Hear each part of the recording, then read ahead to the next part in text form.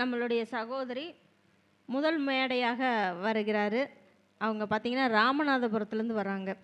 களஞ்சிய ராணி அவங்க திருமதி களஞ்சிய அவர்கள் குருவோட சிறப்புகளை பற்றி பேச வர்றாங்க. வாங்க சகோதரி, உங்களுடைய கருத்துக்களை எங்களுக்கு பரிமாறுங்க. வாங்க. குரு வாழ்க குருவே துணை. குரு வாழ்க குருவே துணை. நான் குருவை பற்றி இப்போ பேச வந்திருக்கேன். குருவின் சிறப்புகளை பற்றி நான் இங்கே சொல்ல வந்திருக்கேன். குரு வந்து சூரியனுக்கு நிகரான பலமான ஒரு கிரகம். அவர் ஒரு நீர் கிரகம். குரு வந்து அவருடைய தன்மை வந்து அவருடைய நிர்வாக திறமை உள்ளவர். மஞ்சள் நிறத்துக்கு வந்து உரியவர். மரம் அப்படின்னு எடுத்துக்கிட்டோம்னா அரச மரத்துக்கு உரியது. மலர் அப்படின்னு சொல்லும்போது அவர் வந்து முல்லை மலருக்கு காரகமாக உள்ளவர். அவர் அந்த ஒரு ஆதிக்கம், குரு ஆதிக்கம் நிறைஞ்சவங்க வந்து அதிகமாக வந்து நிர்வாக திறமையோடு இருப்பாங்க. நல்லா படிச்சிருப்பாங்க. ஆணவமும் அதிகமாக இருக்கும். அவங்களுடைய அந்த ஒரு நிர்வாக பொறுப்புக்கு வந்து எதிரிகளும் அவங்களுக்கு அதிகமாக உருவாக ஆரம்பிப்பாங்க. ஆனாலும் அவங்களுடைய கௌரவத்தை வந்து விட்டு கொடுக்க மாட்டாங்க. அவங்க வந்து எப்பவுமே வந்து தன்னுடைய ஆனால் மந்தமான சூழ்நிலையும் அவங்களுக்கு இருக்கும். அதெல்லாம் பொருட்படுத்தாமல் அவங்களுக்கு தேவைன்னு வரும்போது அவங்க வந்து அந்த ஒரு வேலையை வந்து 5 ஸ்பெஷலாக செஞ்சு முடிச்சுருவாங்க. 5 நிமிஷத்தில் அந்த எந்த வேலையை செய்யணுமோ அதை செய்வாங்க. குரு வந்து அவருடைய இனிப்பு சுவையை வந்து விரும்பக்கூடியவர் குரு. அவர் வந்து பொன்னிறமான நிறம் மேனியம் உடையவர். அவர் வந்து நல்ல ஒரு ஒழுக்கத்தை விரும்பக்கூடியவர். அவரிடத்துல வந்து அவர் குணம் வந்து அதிகமாக உள்ளவங்க வந்து நல்ல ஒழுக்கத்தையும் நிர்வாகத்தையும் கொண்டவங்க. அதே மாதிரி வங்கிகளில் பணிபுரியக்கூடியவர்களாக இருப்பாங்க. நிதி நிறுவனங்களில் பணிபுரியக்கூடியவர்களாக இருப்பாங்க. குரு கெட்டவர்கள் தான் கொஞ்சம் கஷ்டப்படுவாங்க. ஆனாலும் குரு கோச்சாரத்தில் வரும்போது எல்லாருக்குமே பாகுபாடு இல்லாமல் செய்யக்கூடிய ஒரு நல்ல கிரகம்தான் அவர். அவரை வந்து அவர் பலம் இழந்து இருந்தால் பல பிரச்சனைகளை உண்டு பண்ணாலும் அவருடைய பலன்களை வந்து செய்யாமல் விடமாட்டார். இப்போ வந்து குரு வந்து எந்தெந்த கிரகத்தோடு சேர்ந்தால் என்னென்ன பலம் அப்படின்னு நான் சொல்கிறேன். சூரியனோடு சேரும்போது அவர் வந்து அந்த ஜாதகர் வந்து நிர்வாக திறமை அதிகாரம் உள்ளவராகவும் அடுத்தவருக்கு அடங்காதவராகவும் இருப்பார். அவர் தலைமை பொறுப்புகளை ஏற்று செய்யக்கூடிய ஒரு கௌரவம் மிக்கவராகவும் இருப்பார். அது மாதிரி ஆசிரியராக இருப்பாங்க. பெரிய பெரிய நிறுவனங்களில் பணிபுரியக்கூடியவராக இருப்பாங்க. சந்திரனோட சேர்ந்து இருக்கும்போது அவங்க அம்மா வந்து ரொம்ப அழகாக இருப்பாங்க. அறிவு நிறைந்தவர்களாக இருப்பாங்க. ஜாதகர் வந்து சலனம் உள்ளவராக இருப்பார். புதனோட சேரும்போது அதிகமான அறிவு நுட்பத்தோட ஜாதகர் இருப்பார். தாய் மாமனும் நல்ல அறிவோட நல்ல வசதி வாய்ப்பாக இருக்கக்கூடிய ஒரு ஜாதகமாக இருக்கும். யாழனோட குருவோட குரு செய்கிறாது. சுக்கரனோட சேர்ந்து இருக்கும்போது அவங்க வந்து நல்ல பலம், ஒரு நல்ல பண வசதியோட செல்வாக்கோட நிர்வாக திறமையோட கலைநயத்தோட நாட்டியம் இதுகளெல்லாம் ஈடுபாடு உள்ளவங்களாக இருப்பாங்க.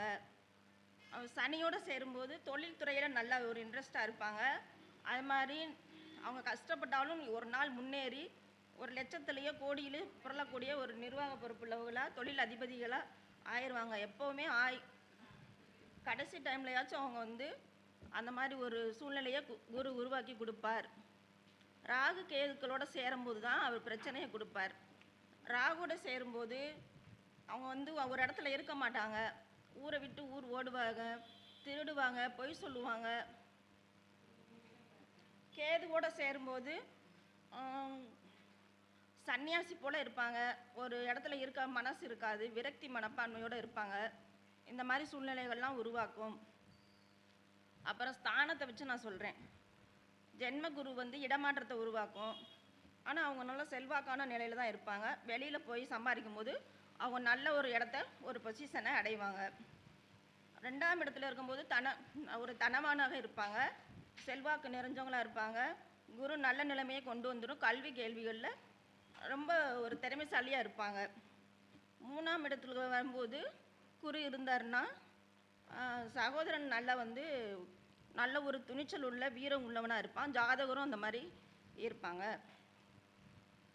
4ஆம் இடம் வந்து அம்மா வந்து நல்ல ஒரு அறிவு கூர்மையானவங்களா செல்வாக்கானவங்களா இருப்பாங்க. இவங்களுக்கு ஜாதகருக்கு வந்து நல்ல ஒரு செல்வாக்கு, வண்டி வாகனம், வீடு வாசல் எல்லாமே அமையும். 5ஆம் இடத்துல வந்து வரும்போது ஆம், 5ஆம் இடம் 5ஆம் இடம் ஆ குழந்தைகள் நல்லா படிக்கக்கூடியவங்களா, நல்லா திறமைசாலிங்களா, கல்வி கேள்விகளில் ஞானம் நிறைஞ்சவங்களா இருப்பாங்க. அது மாதிரி தெய்வ அனுகிரகமும் அவங்களுக்கு இருக்கும். குலதெய்வ வழிபாடு எல்லாமே நல்லா செய்வாங்க. 6ஆம் இடத்துக்கு போகும்போது அங்கே வந்து அவர் கொஞ்சம் கஷ்டத்தை கொடுப்பாரு. கடனால் இருப்பாங்க. ஜாதகர் வந்து வெளியில் போவார், அவமானப்படுவார், எல்லாமே நடக்கும் 6ஆம் இடத்துல வரும்போது. 7ஆம் இடம் வந்து தொழில்துறை, வெளிநாட்டு வாய்ப்பு எல்லாமே நல்லா இருக்கும்.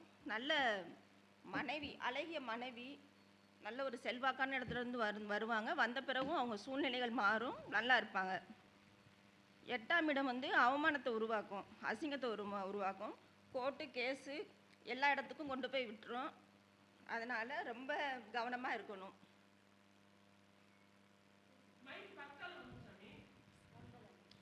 9ல் குரு இருக்கும்போது ஊரை விட்டு ஓடுவாங்கன்னு சொல்லுவாங்க. ஆனால் 9ல் வந்து அந்தளவுக்கு வெளியூர் போயிட்டாங்கன்னா நல்லபடியாக பொழைச்சிக்குவாங்க. நல்ல நிலைமைக்கு ஒரு பொசிஷனுக்கு வந்துடுவாங்க.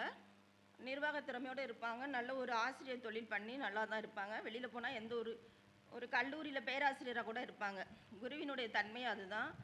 அவர் வந்து அறிவாளி, பேராசான், அவர் ஒரு பேராற்றல் உள்ளவர். அந்த ஒரு பொசிஷன் 9க்கு உரியவர் அவர். அதனால் அவர் 9ல் இருக்கும்போது நல்ல ஒரு பலனை கொடுப்பாரு. 10ல் இருக்கும்போது இடமாற்றத்தை கொடுக்கும். 10ல் குரு இருக்காம ஓடிடுமான்னு சொல்லுவாங்க. ஆனால் தொழில்துறை நல்லா தான் இருக்குது, வெளியில் போய் வேலை செய்வாங்க. 11ல் வரும்போது திருமணம் நடக்கும் அப்படின்னு சொல்லுவாங்க. 11ல் இருந்தால் நல்ல ஒரு வாழ்க்கை, லாபம் எல்லாமே கொடுப்பாங்க. தண்ணி கொஞ்சம் கொடுங்க. ஃபஸ்ட்டு பேசுறதுனால கொஞ்சம் இதாக இருக்குது.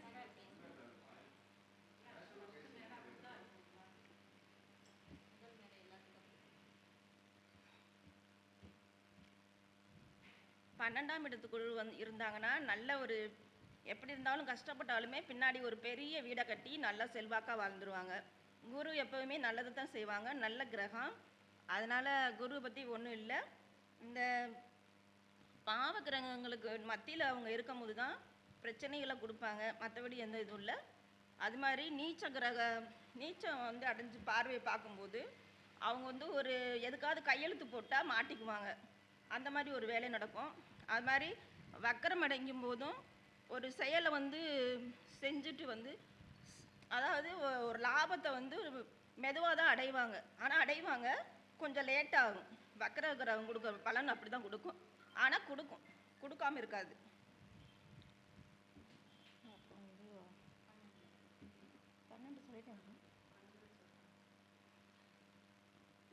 அஸ்தங்கமாக இருந்துச்சுன்னா அப்புறம் பலன்கள் வந்து கொஞ்சம் மாற தான் செய்யும், கொஞ்சம் கஷ்டத்தை தான் கொடுப்பாங்க. இதுக்கு வந்து நாம் என்ன செய்யணும், பரிகாரங்கள் எடுத்துக்கிறணும். அது வந்து குருவுக்கு வந்து போய் தட்சிணாமூர்த்திக்கு வந்து மாலையை போட்டு குமிக்கக்கூடாது. நவக்கிரகங்களில் உள்ள குரு பகவானுக்கு விளக்கு, அதுவும் நெய் விளக்கு தான் போடணும். எண்ணெய் வந்து ஊற்றக்கூடாது. நெய் விளக்கில் தான் அவருக்கு வந்து நெய் தான் வந்து உரிய ஒரு பொருள். அதனால் நெய் விளக்கு ஏற்றணும்.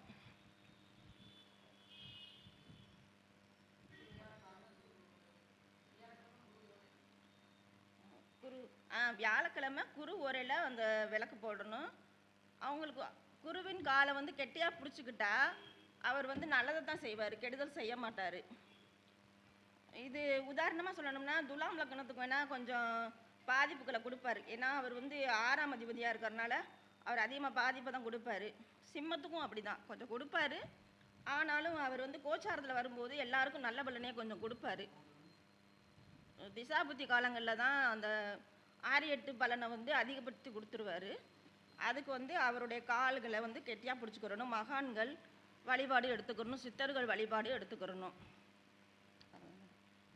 எனக்கு வாய்ப்பளித்த அன்பு சகோதரிகள், திருப்பூர் சகோதரிகளுக்கு நன்றிகளும் வாழ்த்துக்களும். என்னை இந்த இடத்துக்கு கொண்டு வந்த நவகிரக நாயகர்களுக்கும் நான் நன்றியை தெரிவிச்சுக்கிறேன். என்னுடைய குல தெய்வங்களுக்கும் நன்றியை தெரிவிச்சுக்கிறேன். நான் வணங்கும் அனைத்து தெய்வங்களுக்கும் நன்றியை தெரிவித்துக் கொள்கிறேன். என்னுடைய குருநாதருக்கும் குருவுக்கே குருவாக இருக்கிற பிரகாஷ்பதிக்கும் என்னுடைய மனமார்ந்த நன்றியும் வாழ்த்துக்களையும் தெரிவிச்சுக்கிறேன். என்னுடைய ஃபோன் நம்பர் 89 40 68 59 39. நன்றி.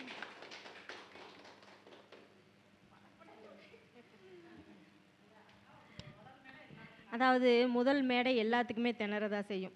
நாங்களும் அதே மாதிரி இருந்து தான் நாங்களும் வந்திருக்கோம். இதே போல தான் காலெல்லாம் நடுங்கும், உதடெல்லாம் குரல்லாம் நடுங்கும். அது எல்லாத்துக்கும் உண்டானது தான். நாங்கள்லாம் ஆனால் நல்லா பேசியிருக்காங்க. 15 வருடத்துக்கு மேலே அவங்களுக்கு அனுபவம் இருக்குது. இந்த ஜோதிடத்துறையில் இருக்காங்க. மேடையில் இதுதான் முதல் மேடை அப்படிங்கிறனால அவங்களுக்கு கொஞ்சம் திணறல் இருந்திருக்கு. பட் அனுபவசாலி. அவங்களுடைய அனுபவ கருத்துக்களை தான் இங்கே கொடுத்துருக்காங்க. குருவோட அருள் கண்டிப்பாக அவங்களுக்கு கிடைக்கும் அப்படிங்கிறதுல எந்த சந்தேகமும் இல்லை. வாழ்த்துக்கள் சகோதரி. நன்றி. சகோதரி அவர்களுக்கு திருப்பூர் சகோதரிகள் சார்பாக ஒரு பொன்னடை பருத்தப்படுகிறது.